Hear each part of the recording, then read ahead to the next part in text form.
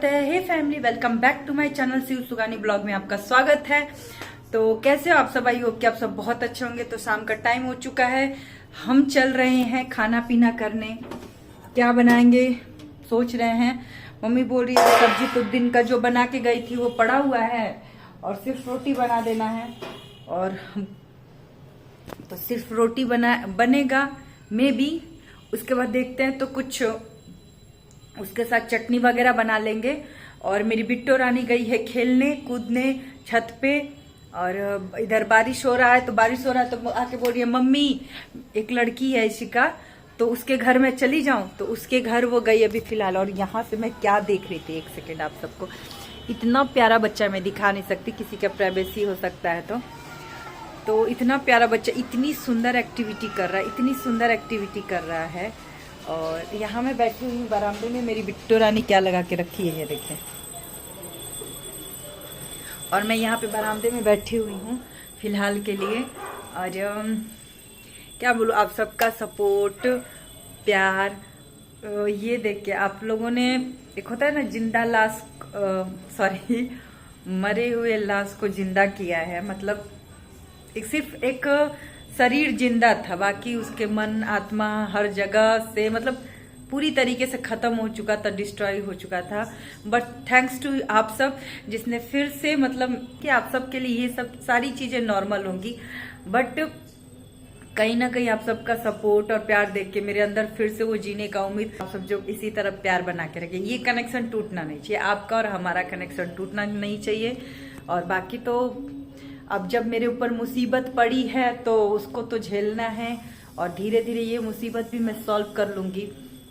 जो भी दिक्कत परेशानी आ रही है उस चीज को मैं हैंडल कर लूंगी। मेरे अंदर वो चीज है, बस शरीर से थोड़ा सा मैं हूँ प्रॉब्लम में कि मेरे को डिप्रेशन का दवा जिस दिन खत्म हो जाएगा, पता है लोग क्या बोलते हैं, इसको डिप्रेशन होता तो ये नाच, मतलब ये खुश रहती, ये डांस करती, ये वीडियो बनाती, ये डांस गाने वाली वीडियो बनाती।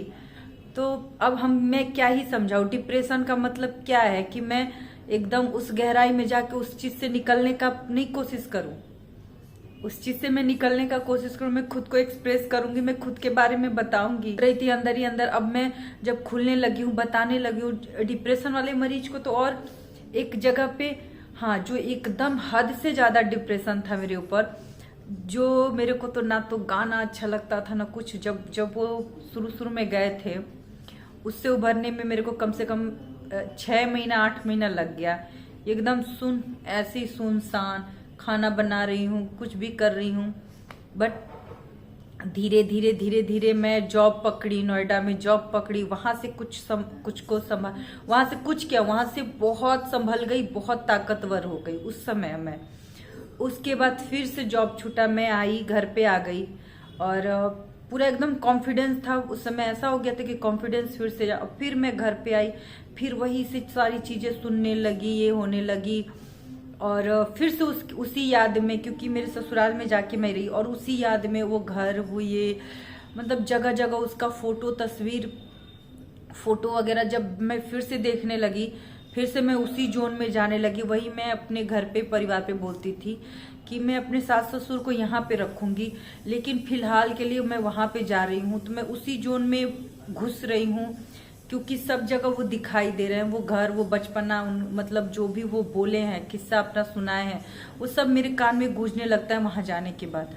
कुछ दिन तक तो मेरे को स्ट्रांग हो जाऊंगी उस चीज से, उस ट्रॉमा से बाहर निकल जाऊंगी। वैसे तो ये घाव ऐसा है कि जिंदगी भर ना खत्म हो। ये तो बोलने की बात है कि मैं मूव ऑन कर चुकी हूँ। मैं सच्चे दिल से किसी से लगाव करो तो कभी इंसान मूव ऑन हो ही नहीं सकता। मैं लिख के कागज पे देती हूँ कि कोई मूव ऑन नहीं हो सकता। हाँ, अपनी लाइफ में बिजी हो जाता है, जिसकी वजह से उसको याद करने का टाइम नहीं रहता, लेकिन कभी कोई अगर सच्चे दिल से किसी से लगाव रखा हो, कभी मूव ऑन नहीं हो सकता, कभी वो इंसान को भूल नहीं सकता।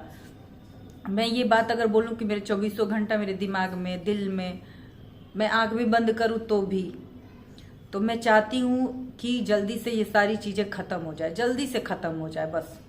मैं भोलेनाथ पे एक टाइम था कि प्रार्थना करती थी भगवान के पास कि मेरा प्यार एकदम समुंदर की तरह गहरा कर देना, लेकिन मेरे को क्या पता था कि मेरे तरफ से गहरा तो कर दिए, बट उधर से कुछ और कर दिए।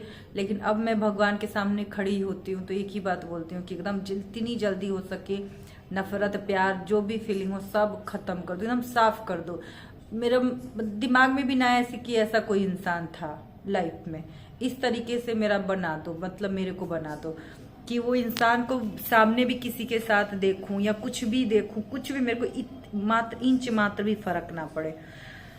तो यही सब सोच रही थी। खैर उसके बाद मैं यही बोलूंगी उनको, मिस्टर हस्बैंड को, मैं उनको मिस्टर हस्बैंड या दुबे जी कॉल करती थी जो कि मेरा फेवरेट था, मैं उनको इसी नाम से बुलाती थी। तो मैं मिस्टर हस्बैंड को यही बोलना चाहूंगी कि मैं बुरी हूँ, आपके माँ बाप नहीं बुरे, आप अपने माँ बाप के साथ आके रहिए, मेरे को गलत साबित करिए, 2 साल 3 साल अवधि में रहिए उनके साथ, अपना समाज में रहिए जो आपका समाज है, जहाँ आपका बचपना बीता है, आप बचपन में जहाँ पे रहे हो, जहाँ पे वैसे तो दूर दूर भागना और दूर दूर से कुछ भी बकना, मैं ऐसा हूँ ये हूँ वो हूँ, मेरा तो वो घर नहीं था फिर भी मैं जाके रही। आप उतना भी रह लो क्योंकि आपका घर है ना, वो आपका तो बचपना भी था, आपके अपने माँ बाप है, आपके अपने माँ बाप है, आपको जन्म दिए हैं, तो उनके साथ आके रहो प्रॉपर रूप से वथई में, जो आपका घर है उस वहां पे रहो, गांव है जो।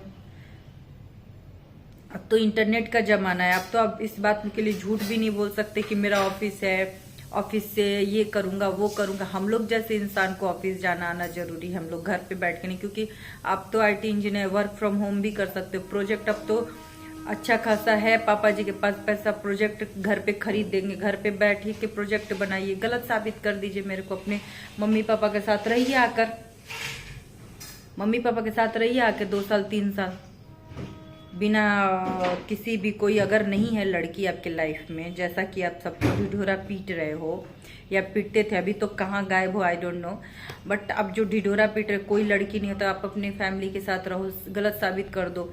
और फैमिली तो किसी की भी गलत आपको नहीं बोलेगी, अगर आप रहते उस तरीके का हरकत भी दिखाते तो नहीं, वो समाज है, जहाँ आपका समाज है, जहाँ बचपना बीता है, वहां पे रहो 2-3 साल 3 साल कम से कम। चलो मैं अगर बोल भी रही होंगी कि ऐसा किया वो किया, तो समाज तो देखेगा ना, वो समाज तो पर झूठा, मैं तो बोल रही हूँ, खुल्लम चैलेंज कर रही हूँ तुमको, मेरे को साबित कर दो झूठा, मैं चाहती हूँ कि मेरे को झूठा तुम साबित कर दो।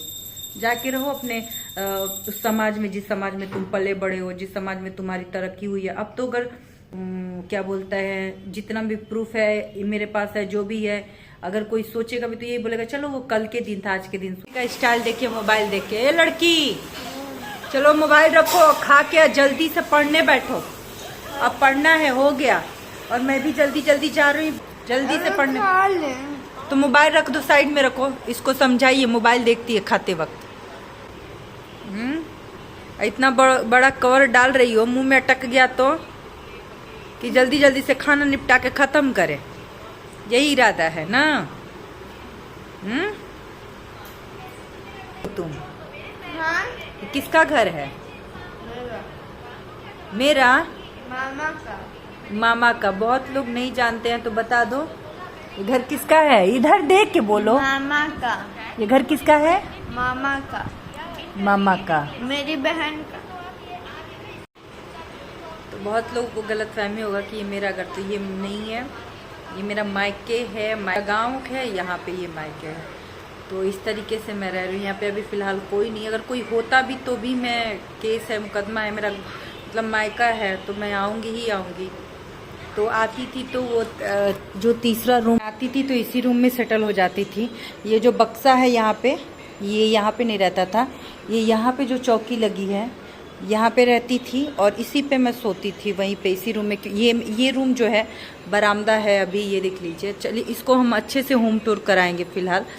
तो यहीं ये रूम मेरे पापा का है, ये इसमें मेरे पापा रहते थे। और दुबे जी भी जो मेरे हस्बैंड है, जब वो आए थे उनका जॉब छूटा था तो इसी में आके रहते, वो 6 महीना इसी में रहते थे। और वहाँ पे एक सामने चौकी था, उसी पे लैपटॉप रख के वो पूरा दिन 5-5 6-6 लैपटॉप रहता था, वहीं पे वो जॉब करके अपना वर्क फ्रॉम होम करते थे। और इसमें वो अपना सारा जो भी है सामान वगैरह इसमें छुपा के रखते थे। और उस लड़की से बात करते थे उस बरामदे में जाकर, उस लड़की से बात करते थे जो उनकी है, उस बरामदे में जाकर। और ये वाला जो है ये रूम जो है मेरे भाई का है, जो इसमें रहता है, अभी नहीं है, छोटे वाले भाई का है। और ये रूम मेरी भाभी का है। मैं होम टूर बहुत जल्द दूंगी। ये रूम मेरे भाभी का है। और ये किचन वो लोग रहती थी अपने हिसाब से वो करके रखी थी। बस यहाँ पे सब बैठे हुए हैं। मम्मी है, परी अभी भी खा रही है। अब सबको दिखा दूँ। मैं यहाँ पे लेटी पड़ी थी, लेट के यहाँ पे मैं एडिटिंग कर रही थी। तो आप सबको नहीं पता कि आप लोगों ने क्या किया है, क्या दिया है हमको और मेरी फैमिली को। बट यस, जो भी है, दोबारा अगर मैं जी हूँ, दोबारा मैं खुद को जी रही हूँ, तो आप सबका देन है उसमें। और ये मैं कभी नहीं भूल सकती। और इसी तरह ये कनेक्शन बना के रखिएगा आप सब, जो प्यार है। क्योंकि देखिए, बहुत बड़े यूट्यूबर को तो हर कोई देखना चाहता है, हर कोई जाके सपोर्ट करता है। जब इंसान ग्रो कर रहा होता है, उस इंसान को कोई सपोर्ट करे, वो अपना होता है, जो कि आप सब हो मेरे लिए। तो थैंक्स टू यू। और चलिए बाय बाय, मिलते हैं आप सबसे नेक्स्ट व्लॉग में।